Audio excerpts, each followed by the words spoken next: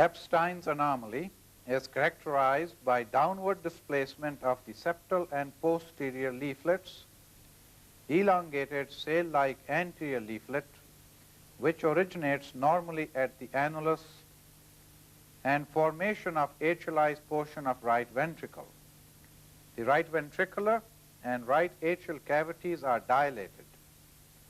Frequently also present is patent foramen ovale with right to left shunt, resulting in cyanosis. It should be kept in mind that a wide variety of morphologic abnormalities can exist. Let us now observe these abnormalities in real time. This is the parasternal long axis view of a 34-year-old patient with severe form of Epstein's anomaly. Note markedly dilated right ventricular cavity, small left ventricular cavity. Mitral and aortic valves are in this position. Here is the elongated anterior leaflet of tricuspid valve and inferiorly displaced septal tricuspid leaflet in this position. Observe these abnormalities in real time now.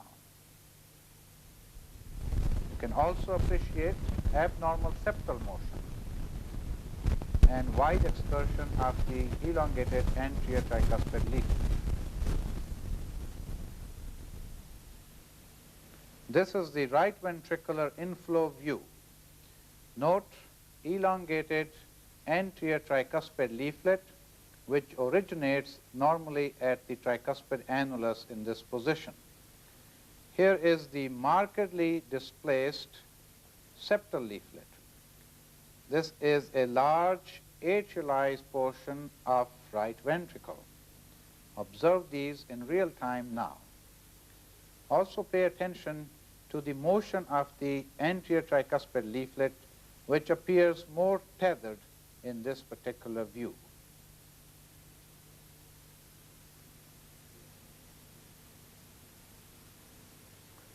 This is the four-chamber view of a 31-year-old patient with mild form of Epstein's anomaly. It's left atrium and left ventricle here. This is the plane of the mitral leaflet here, while the inferiorly displaced septal tricuspid leaflet is in this position. The displacement in this patient measured 2 centimeters. Here is the small atrialized right ventricle, and note the right atrium is only mildly enlarged in this patient. In real time, observe the characteristic features. This patient had only mild degree of tricuspid regurgitation.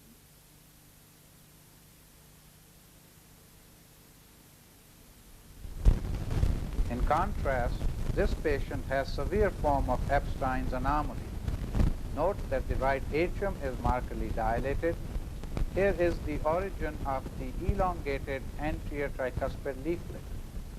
The septal leaflet is markedly displaced to this position, forming a large atrialized right ventricle.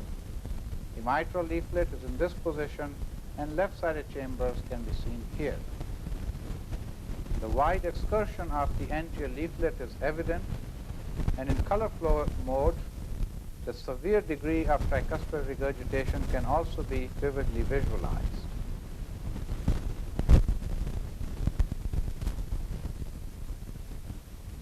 Here is the apical four-chamber view of a 34-year-old patient with corrected transposition of great arteries. In this patient, Epstein's malformation of the left-sided tricuspid valve is present. Note displacement of the septal leaflet below the level of the anterior leaflet of mitral valve in this position. Also pay attention to this hugely dilated left atrium. Here is morphologic right ventricle, morphologic left ventricle in this position, and morphologic right atrium here. This is the expanded view of the same patient. Abnormal tricuspid valve is seen here, while the anterior leaflet of mitral valve in this position. Observe the abnormal motion of these leaflets in real time now.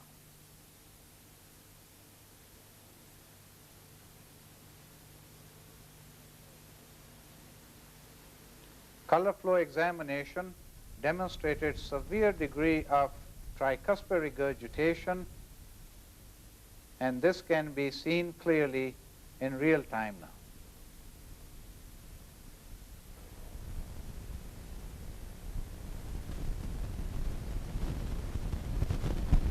Single ventricle or double inlet left ventricle is a rare form of cyanotic congenital heart defect.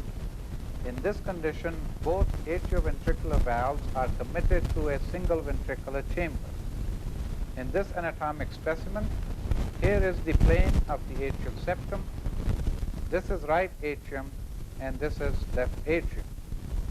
Note that right atrioventricular valve and left AV valve are both connected to this single main ventricular chamber. The morphology of this chamber resembles that of a left ventricle. The diagnosis of this complex anomaly can be readily established by 2D echo utilizing the apical views. In this still frame, this is right atrium, right AV valve, atrial septum, left atrium, and left AV valve here. Note dilated single ventricular chamber and absence of ventricular septum. Observe these features in real time. Note normal motion of both AV valves with no evidence of prolapse, dilated main chamber with normal systolic function.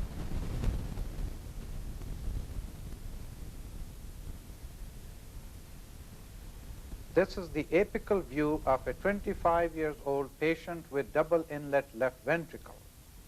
This patient has markedly abnormal right atrioventricular valve.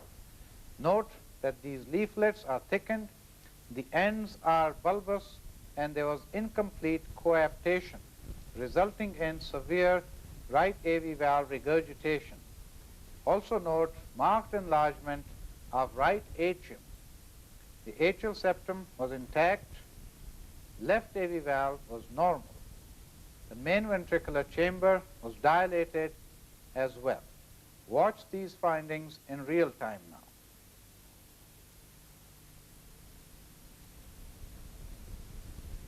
The very abnormal right AV valve can be clearly seen.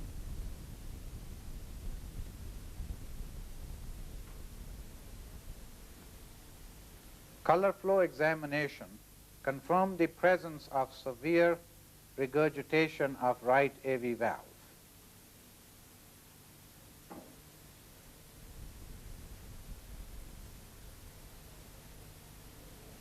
We will now turn our attention to the post-operative congenital cardiac patient.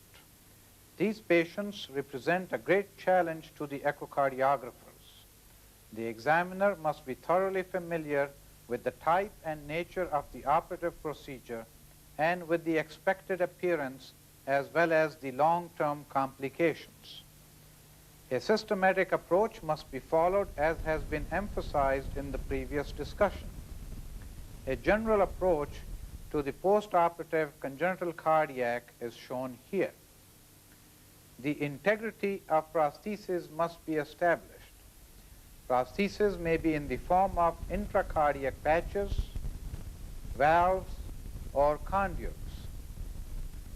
Many congenital cardiac anomalies leave behind valvular residua and have sequelae.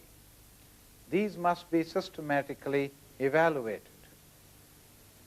Right ventricular systolic performance, including determination of right ventricular pressure, is paramount in the post-op evaluation.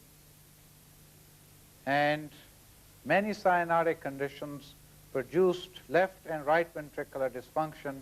So in the systematic post-operative evaluation approach, we must evaluate the left as well as right ventricular systolic as well as diastolic function. Now we will demonstrate examples of select post-op lesions illustrating residua or sequelae of the operation. This 34 years old patient had a secundum atrial septal defect repaired 5 years prior to this evaluation. Persistent murmur and cardiomegaly prompted this evaluation.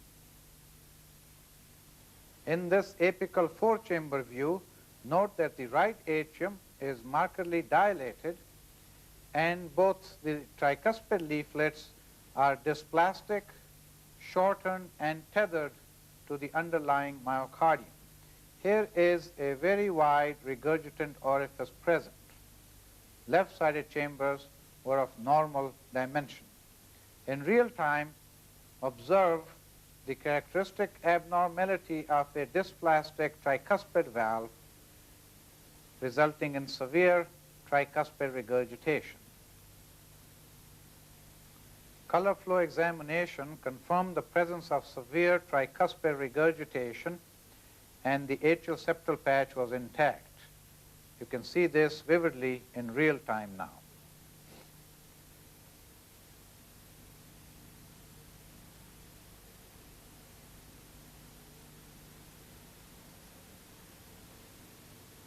This 17-year-old patient had ventricular septal defect repaired at age 5.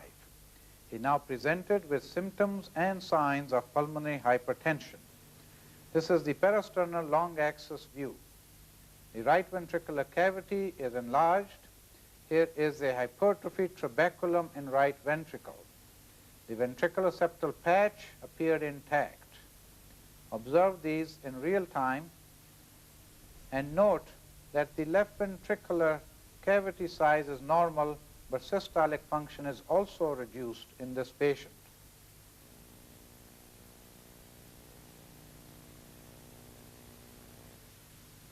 In this apical four-chamber view, right atrium is dilated, atrial septum bulges towards left atrium, mitral and tricuspid valves coapt normally, and right ventricle is enlarged.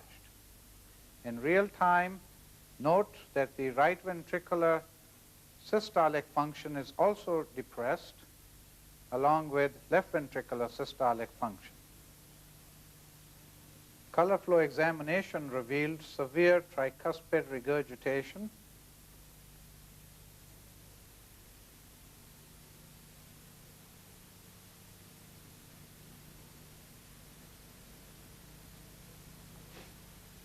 On continuous wave Doppler interrogation, the peak velocity of the tricuspid regurgitant jet was 3.8 meters per second.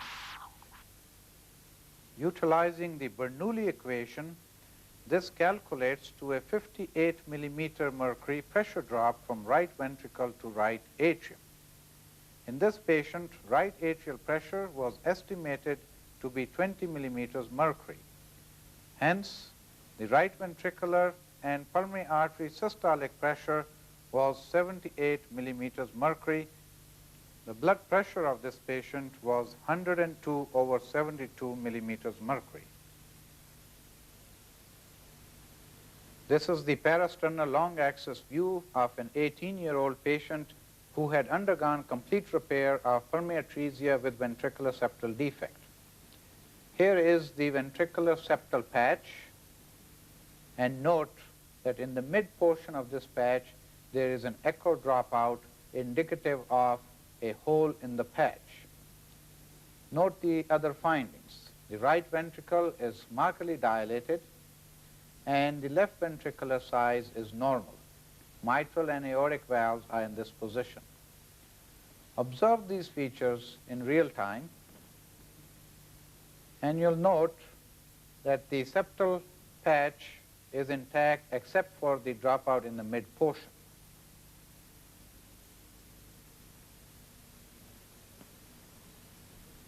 Color flow examination confirmed the presence of a bidirectional flow across this defect. In this systolic frame, note the mosaic color jet which is entering into right ventricular outflow tract across this area of the hole in the patch.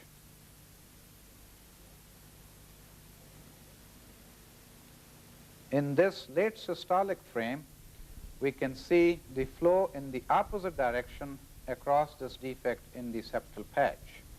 Note now the flow is in the left ventricular outflow tract, directed away from the transducer, and is represented in the shades of blue. Now we will demonstrate this finding in real time. Bidirectional shunting can be very vividly appreciated.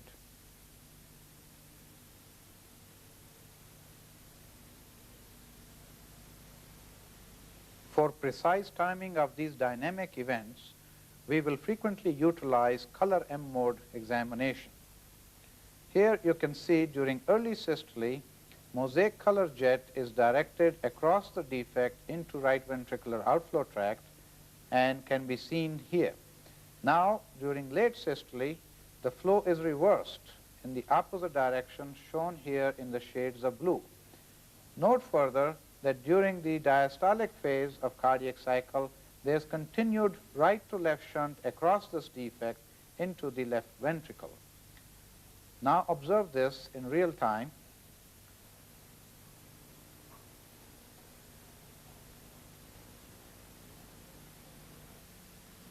This recording was made at 100 millimeters per second speed for better delineation of this timing sequence. In early systole, since left ventricular pressure rises faster than right ventricular pressure, hence a small gradient from left ventricle to right ventricle is present, resulting in this forward flow across the defect. In mid-systole, the pressures in both ventricles equalize, and right ventricular pressure even rises slightly above left ventricular pressure. This results in a right to left shunt during mid to late systole across the defect. During diastole, the left ventricular pressure decline is faster than of right ventricle. Hence, right to left shunt continues during most of diastole. Therefore, this postoperative patient has systemic pressure in right ventricle with bidirectional shunt through the septal patch.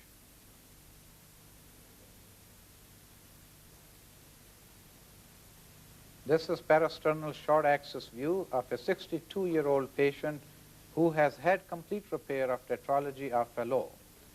This patient presented now in congestive heart failure. In this view, you can clearly see this bright echo from the septal patch. It appeared intact except in its lowermost portion here where dropout is visualized. Note also that the right atrium in this patient is quite markedly dilated. Color flow examination clearly showed the presence of left to right shunt across this lower portion of the septal patch into the right ventricle. Note also a significant size jet of tricuspid regurgitation into the right atrium. Observe these in real time.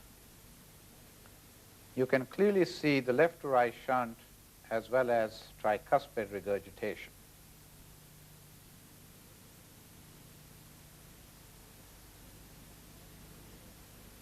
This is the subcostal four-chamber view.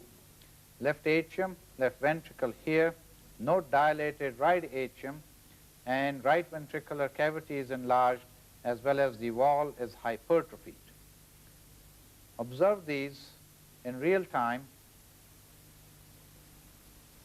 Now we'll demonstrate the anteriorly directed scan. Here is the ventricular septal patch, aortic valve, and in color flow mode, you will clearly visualize the shunt coming across the patch into right ventricle. Here is the mosaic color jet of left to right shunt, and as we now pay attention to the tricuspid valve, you'll also note quite significant degree of tricuspid regurgitation into this dilated right atrium. This is continuous wave Doppler examination. We are scanning from the VSD jet to tricuspid regurgitant jet. The tricuspid jet measured 4.8 meters per second. Using the simplified Bernoulli equation, this equates to a 92 millimeter pressure difference from right ventricle to right atrium. In this patient, right atrial pressure was estimated to be 14 millimeters mercury, giving us right ventricular systolic pressure of 106 millimeters mercury. In this patient, the ventricular septal jet also helps us to determine right ventricular systolic pressure. This jet measured 3.6 meters per second, which equates to a pressure drop of 52 millimeters mercury from left ventricle to right ventricle. This patient's blood pressure was 150 over 85 millimeters mercury, which would also equate the right ventricular pressure as approximately 100 millimeters mercury. This patient, therefore, has residual ventricular septal defect and associated severe pulmonary hypertension. Now we will discuss evaluation of valvular conduits. Extracardiac valve conduits from right ventricle to pulmonary artery are frequently utilized for correction of various forms of cyanotic lesions with complex right ventricular outflow tract obstruction. Retrosternal position and highly refractile nature of the prosthetic material make the 2D echo examination extremely challenging. Hence, not infrequently, conduit visualization may be suboptimal. We will now illustrate two examples of conduit stenosis which emphasize the role of continuous wave Doppler in determination of the severity of conduit obstruction. This is parasternal short axis view of a 16-year-old patient who underwent complete repair of pulmonary atresia with ventricular septal defect at 11 years of age. This is left ventricle, right ventricular outflow tract, and here is the intact septal patch. The origin of the conduit can be visualized in this position. This is the conduit valve, which is thickened, calcified, and immobile. The distal conduit is poorly seen in this area.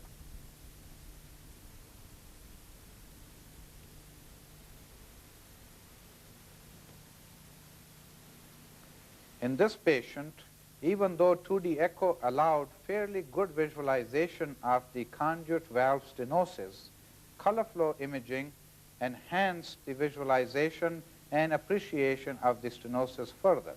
Note here is the level of valve obstruction, and we see a very nice mosaic color jet entering into the distal portion of the conduit in this area. We'll visualize this in real time now.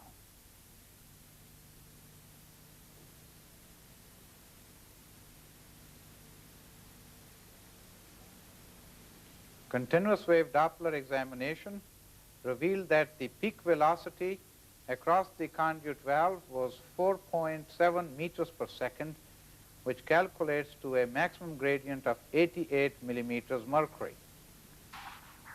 In real time, you can also see presence of conduit regurgitation. This is apical four-chamber view of a 27-year-old patient who had complete repair of double outlet right ventricle with insertion of a valved conduit from right ventricle to pulmonary artery. The parasternal images were suboptimal and conduit could not be visualized. This is dilated right atrium and dilated and hypertrophied right ventricle here. Although the ventricular septal patch was intact, we could notice a small muscular ventricular septal defect here. Visualize this in real time now. Right ventricular systolic function is also reduced.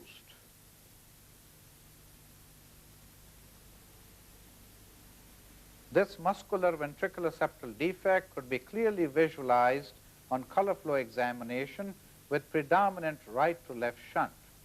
In real time, you'll see this very clearly and also note presence of tricuspid regurgitation.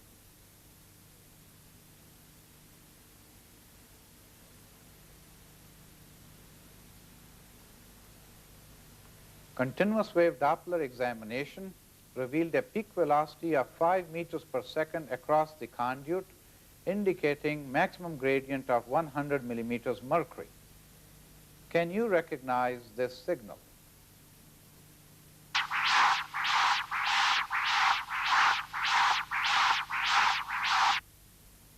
In this patient, the tricuspid regurgitant jet velocity measured 5.2 meters per second. Using the simplified Bernoulli equation, this calculates to a 108 millimeters mercury pressure drop from right ventricle to right atrium. The right atrial pressure was estimated as 20 millimeters mercury. Therefore, the calculated right ventricular systolic pressure in this patient was 128 millimeters mercury. The blood pressure at the time of this examination was 110 over 80 millimeters mercury. Hence, this patient has severe conduit obstruction with suprasystemic pressure in right ventricle and associated small muscular ventricular septal defect. In mustard operation, atrial switch is performed for repair of complete transposition of great arteries. A baffle is designed in such a way to direct pulmonary venous flow through the tricuspid valve into morphologic right ventricle and systemic venous flow through the mitral valve into left ventricle. The aorta exits from right ventricle and pulmonary artery from left ventricle. The 2D echocardiographic features of mustard operation are illustrated here. In this four-chamber view, here is a portion of the atrial baffle which separates the pulmonary venous atrium from the systemic venous atrium. Note that the pulmonary venous flow is directed across the tricuspid valve into this dilated right ventricle, and the systemic venous flow is across this mitral valve into small left ventricle. Observe these in real time. Left ventricular systolic function is normal, while the right ventricle is dilated with reduced systolic function. Now we are scanning anteriorly in order to visualize the systemic venous connection more thoroughly.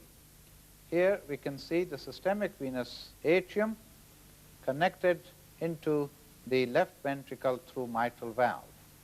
Always we pay attention to the width of the conduit to exclude any areas of stenosis. The baffle in this patient is widely patent both on the systemic as well as pulmonary venous ends.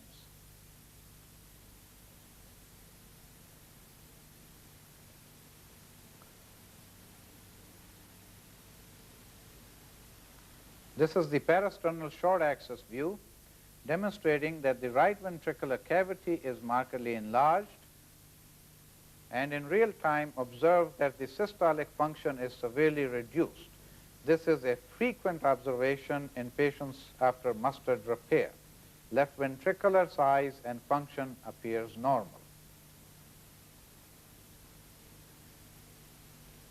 Fontan operation is designed to divert systemic venous return from right atrium to pulmonary artery. A patch is utilized to exclude the right atrioventricular valve. ASD is closed and right atrial to pulmonary artery communication is created. This is the apical examination of an 18-year-old patient with double inlet left ventricle who underwent Fontan repair. This is right atrium. Note here the distinctive appearance of the patch in low right atrium excluding the right atrioventricular valve from the systemic venous return. Atrial septum was intact and the right and left AV valves can be seen here. Main ventricular chamber is dilated with normal systolic function. Observe these characteristic features in real time. Note the patch in the atrium is intact and no evidence of dehiscence is present.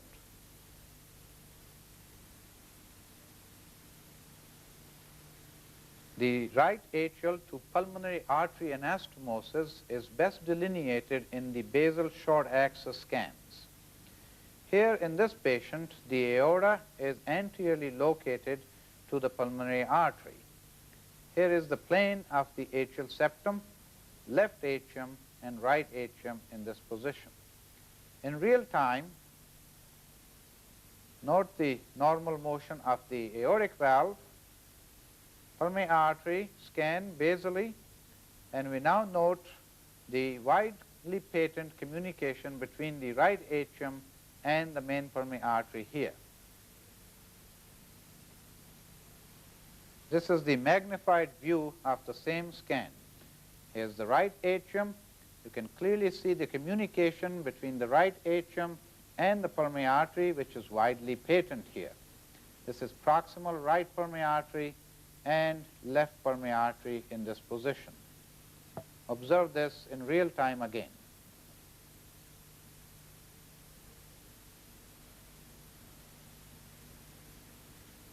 Color flow examination confirms the unobstructed flow into the pulmonary arteries.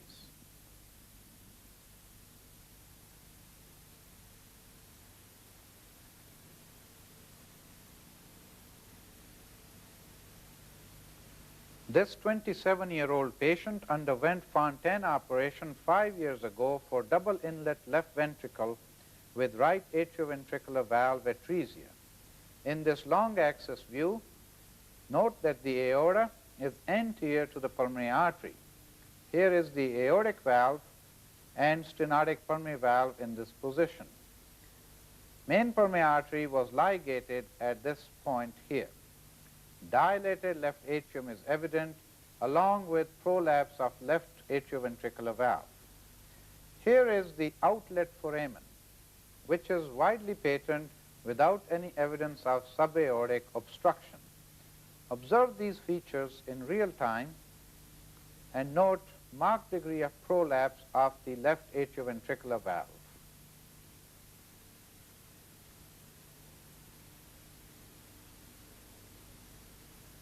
Color flow examination revealed aliasing with color reversal of flow across the outlet foramen. Here is the severe degree of left atrioventricular valve regurgitation into this dilated left atrium. Observe this in real time.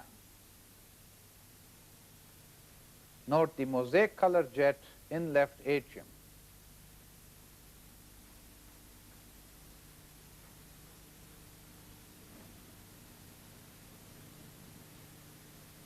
Apical examination revealed mildly dilated right atrium, atretic right atrioventricular valve here, dilated annulus of the left valve with prolapse of left atrioventricular valve and markedly dilated left atrium. Note also here is the dilated pulmonary vein entrance into the left atrium. In real time, these features can be clearly appreciated, and also note that the main ventricular chamber is dilated with normal systolic function.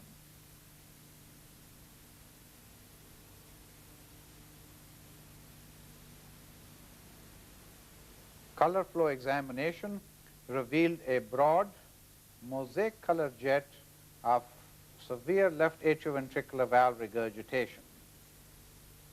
This patient with Fontaine repair is now symptomatic with severe left AV valve regurgitation.